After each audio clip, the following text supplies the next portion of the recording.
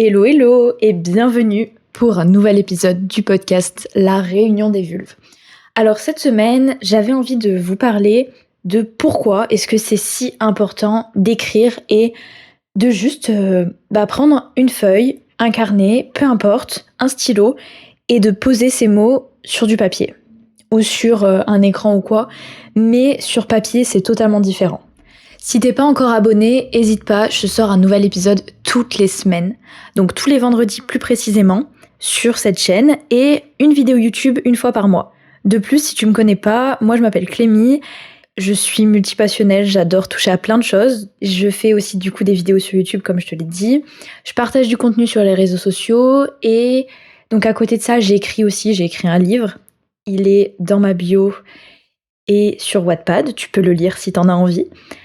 Ensuite, je suis aussi peintre et donc je customise des vêtements à la main qui sont des pièces uniques. Pareil, si tu veux voir tout ça, je te laisse checker. Tous les liens sont en bio, sur tous les réseaux, enfin bref.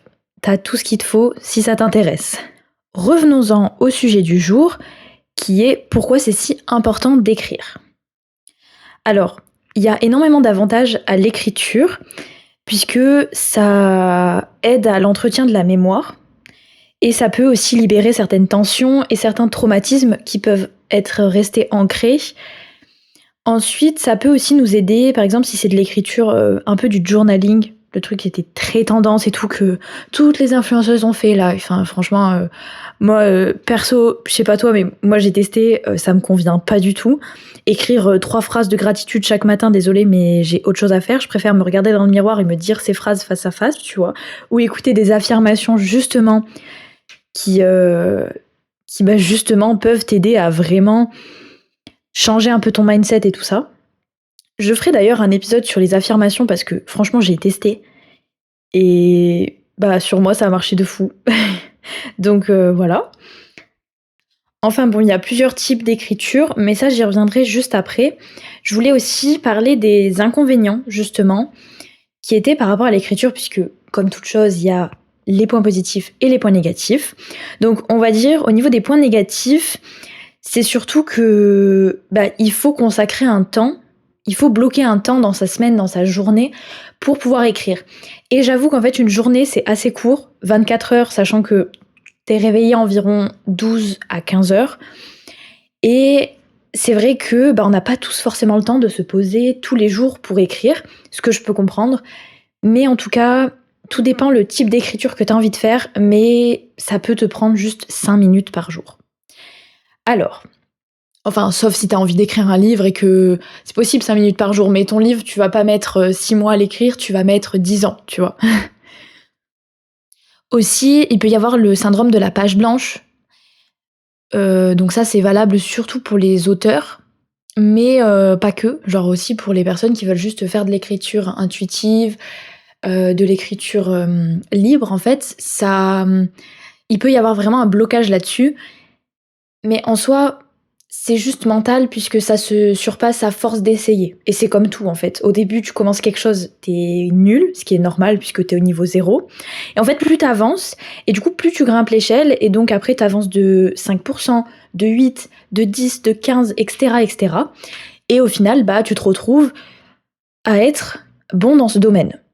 Il peut y aussi y avoir au niveau des points négatifs, l'autocritique. Parce que c'est vrai que le fait d'écrire dans un journal ou sur un document Word ou tout ce que tu veux, enfin peu importe ce que tu préfères, en fait, c'est que le souci, des fois, tu peur, enfin surtout au début, c'est le cas, de vraiment partager et de juste, tu sais, de te libérer de tout ça, en fait.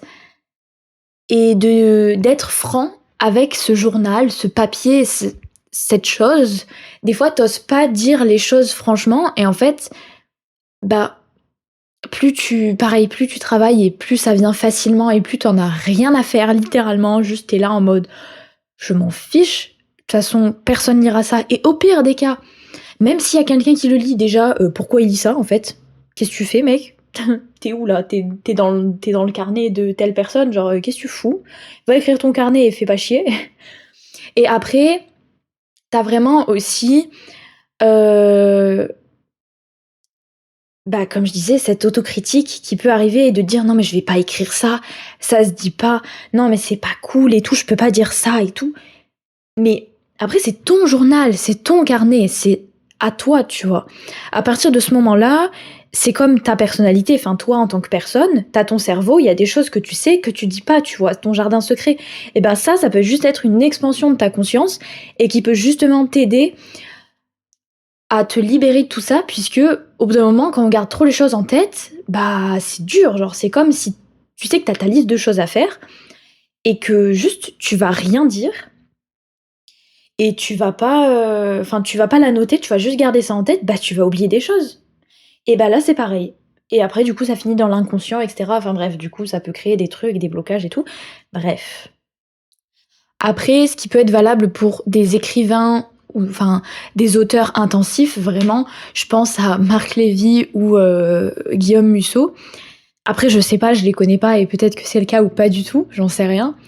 Mais bah, c'est vrai que ça peut créer des problèmes de posture, des troubles du sommeil parce que on est à fond dans notre, dans l'écriture de ce livre et que justement on a alors soit on a le syndrome de la page blanche, du coup ça broche dans le cerveau. Soit au contraire, on a besoin d'écrire parce que purée, il y a tout qui vient, il faut que ça sorte et que ça soit couché sur le papier parce que sinon, si on s'endort, après on va oublier ce qu'on doit faire le lendemain.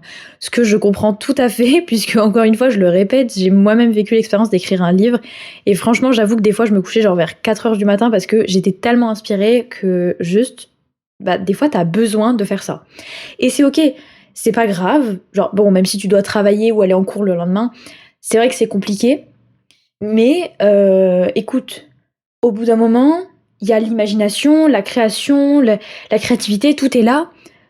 Exploite-la, tu vois? Genre, n'attends pas demain ou dans une semaine pour te dire: «C'est pas grave, je me poserai plus tard, je note juste deux trois notes» et en fait, au final, tu oublies des trucs qui pourraient buzzer de fou et qui pourraient être des supers idées dans ton bouquin ou même, dans une vidéo YouTube ou une idée de dessin que tu as, enfin bref. Perso, je sais que justement à partir de ce moment où j'ai compris qu'en fait c'est juste avant de dormir que j'avais plein d'idées et que si je notais pas ça, bah, le lendemain je les aurais zappées. Je peux te dire que j'ai toujours un carnet à côté de mon lit et que si en pleine nuit j'ai une illumination comme ça, bah, je me réveille, OK ça me fait flic, hein, vraiment littéralement, mais j'allume la lumière, j'écris mon truc ou je prends mon téléphone vite fait dans mes notes, je note ou je dessine un croquis ou quoi que ce soit et le lendemain, j'ouvre ça et je me dis: «Ah oui, c'est vrai, j'ai fait ça» et c'est une super idée et vraiment, en général, c'est des idées qui peuvent potentiellement fonctionner puisque c'est des idées qui sont au moment où le cerveau est au repos et donc qu'il y a que ça en tête et il y a pas, enfin, il y a que l'idée de création qui est en tête et il y a pas tout ce qui peut venir bloquer le cerveau autour. Enfin bref. Alors ensuite, c'est vrai qu'on a différents types d'écriture comme je te le disais un peu avant. Alors, pour moi, on a l'écriture intuitive, l'écriture automatique et l'écriture libre. Alors, je vais te définir un peu tout ça et te donner mon avis là-dessus. Commençons par définir l'écriture libre. Je prends ma casquette de professeur et je vais te dire ce que c'est. Donc en gros, l'écriture libre, c'est un exercice de discipline et de fluidité. Et en gros, il faut que pendant un certain temps, par exemple 10 minutes, tu t'arrêtes pas du tout d'écrire. En fait, t'écris comme ça et genre que ce soit des mots, des phrases, peu importe, il faut que tu couches sur le papier tout ce qui vient. Il faut surtout pas que tu te bloques à te dire que c'est une mauvaise idée ou qu'il y a des fautes d'orthographe, que c'est pas bien ce que tu fais. Mets ça de côté, on s'en fout. Le but, c'est de juste écrire librement, voir ce qui vient. Ça peut te donner des idées, que ce soit pour un projet ou quoi que ce soit, enfin bref. Juste pour voir ce qui se passe un petit peu dans ton petit cerveau. Ça peut extrêmement bien t'aider, surtout quand tu es en syndrome de page blanche. Bah, comme je te disais, dans tous les projets que tu peux avoir de la page blanche et bah, c'est vrai que cette technique-là, l'écriture libre, peut absolument t'aider pour ça. Ensuite, on a l'écriture automatique qui, elle, est plus, on va dire, là pour explorer ce qui se passe dans ton inconscient. C'est un peu plus psychologique. Et tu vois, le but, en fait, c'est que tu te mettes dans un état de lâcher prise, un peu comme si tu étais en méditation, en hypnose, enfin, je sais pas si tu en as déjà fait ou quoi. Mais en gros, tu es un peu comme en transe et en fait, juste c'est comme si c'était ta main qui allait écrire toute seule, tu vois? Que ce soit des morceaux de mots, des phrases, des lettres, des schémas, ça peut être mais tout et n'importe quoi littéralement et perso, je sais que j'ai jamais testé, mais j'avoue que ça me tente bien, donc j'essaierai et je te dirai, ce que j'en ai pensé là-dessus. Et justement, l'objectif de cette écriture automatique, c'est de pouvoir accéder à tout ce qu'il y a dans l'inconscient, donc exactement comme quand on fait de l'hypnose. Par exemple, même ce qui peut se passer dans tes rêves ou tout ce que tu peux avoir refoulé, des traumatismes, des choses, en fait, juste ça va sortir, ça vient tout seul et ça peut te faire prendre conscience de certaines choses que tu aurais oubliées. Ensuite, on passe un petit peu du côté spirituel et tout ça. Totalement différente, l'écriture intuitive, en gros, c'est comme une guidance intérieure. En fait, c'est plus, comme je te disais, au niveau du développement personnel et tout ça, enfin bref, c'est vrai qu'on en a entendu parler aussi pas mal, mais je trouve qu'on a souvent mélangé un peu tous les types d'écriture, alors qu'en fait, il y a un petit peu des process différents, tu vois? Il y en a un, c'est plus, pour, sortir de la page blanche, pour pouvoir juste écrire et un petit peu faire renaître la créativité. L'autre, c'est plus pour soigner ses traumatismes et l'autre, du coup, l'écriture intuitive, c'est plus une guidance intérieure et quand tu as une question, en fait, comme, si tu voulais tirer les cartes, si tu voulais, tirer les runes et cetera, enfin tout ça ou faire avec le pendule, enfin bref, c'est un petit peu ça. Alors pareil, j'ai jamais testé, mais j'avoue que ça me tente bien et pourquoi pas, je me dis, hein? Et en fait, tu vois, si on met, si on oppose l'écriture automatique à l'écriture intuitive, en gros, tu as vraiment l'écriture automatique, c'est très chaotique, c'est juste le bordel partout, tu écris comme ça vient. Contrairement à justement l'écriture intuitive où c'est juste, du coup, tu cherches une réponse, donc forcément il y aura moins de choses, mais ça sera plus clair potentiellement et ça répondra à ta question. Et en fait, le processus, donc, il faudrait poser une question en début de séance, et cetera. Alors après, je sais pas trop, si, il y a un entre guillemets «comme un rituel», tu sais, de se préparer comme, si on voulait tirer les cartes ou tout ça quoi, j'en sais rien du tout. Après, j'avoue qu'on fonctionne tous différemment là-dessus, donc c'est vrai que si tu es assez ouvert d'esprit ou quoi, tu peux tester et même s'il y a sur TikTok, on t'a dit une méthode et que cette méthode-là, elle te convient pas, exactement comme la manifestation, tu vois? On s'en fiche, du moment que toi, ta méthode te convient pour ton écriture intuitive, garde-la. Et aussi, d'ailleurs, comme je parlais de manifestation, loi de l'attraction et tout ça, j'en ferai, je pense, un podcast. Alors c'est vrai qu'on en a beaucoup entendu parler, mais il y a des choses, on va dire, qui ont été remises au clair, mais peut-être que ça peut aider certaines personnes que je fasse un épisode là-dessus. Dis-moi en commentaire si ça t'intéresse en tout cas, parce que je sais que j'aimerais bien en parler. Donc si jamais, dis-moi tout ça. Ah oui, et pour revenir à l'écriture intuitive, donc son objectif à elle, c'est vraiment de se reconnecter à son enfant intérieur, sa petite voix, son intuition, du coup, d'où le terme intuitive, pour du coup avoir découvrir une certaine clarté sur une situation qui peut te bloquer, ou vraiment une question que tu te dis, mais comment je peux faire là dans cette situation? Est-ce qu'il faut que je déménage à tel endroit? Est-ce que c'est bien, si je continue de fréquenter telle personne? Enfin bref, il y a plein de trucs comme ça. Encore une fois, c'est totalement différent puisque là, on passe un peu du côté spirituel et j'avoue que c'est pas le thème de cet épisode. Donc pareil, si ça t'intéresse, dis-le moi, j'en parlerai avec plaisir. Alors, c'est bientôt la fin de cet épisode. C'est vrai qu'il est plus court que les autres, mais c'est pas très grave. Mais je voulais aussi revenir sur le fait que c'est important d'écrire dans ta vie au quotidien, puisque ça peut te permettre, d'avoir des souvenirs. Enfin, imaginons si tu tiens un carnet, par exemple, tous les jours. Je sais qu'il y avait, j'en avais entendu parler dans un podcast justement, de, Océane Andrea, il me semble que c'est ça, où justement, en fait, elle disait que c'était important d'écrire, en fait, chaque jour, ce qui s'était passé dans sa journée et cetera, tout ça et en fait, que après, à force d'écrire, t'allais avoir beaucoup plus d'imagination, beaucoup plus d'idées et en fait beaucoup plus de détails et que le toi du futur qui allait relire ça allait se rappeler des choses et voilà. Donc en fait, il paraît un bon système pour se rappeler des choses et pour voir son évolution personnelle ou quoi. J'avoue pareil, je suis pas très, écrire tous les jours, genre je suis plus, dans certains jours, des fois j'ai besoin d'écrire donc je sais que je me pose et j'écris vraiment. Mais après c'est différent, de chacun et chacun voit qui chacun fait comme il le sent, quoi. Après aussi, c'est vrai que ça peut potentiellement t'aider à mettre au clair, du coup, une pensée ou des émotions pour mieux les comprendre, bah, pour, une situation qui est passée ou qui peut se passer pour plus tard, tu vois? Par exemple, si tu réagis de manière un peu enfantine, on va dire, à certaines situations, et ben, tu peux les noter et en fait, ça va te permettre de dire: «Ah oui, OK, donc là, par rapport à ça, j'ai réagi comme ça. Du coup, bah, comment je peux faire pour un petit peu modeler ma réaction, qui sera ma prochaine réaction? Comment je peux m'améliorer là-dessus?» et cetera.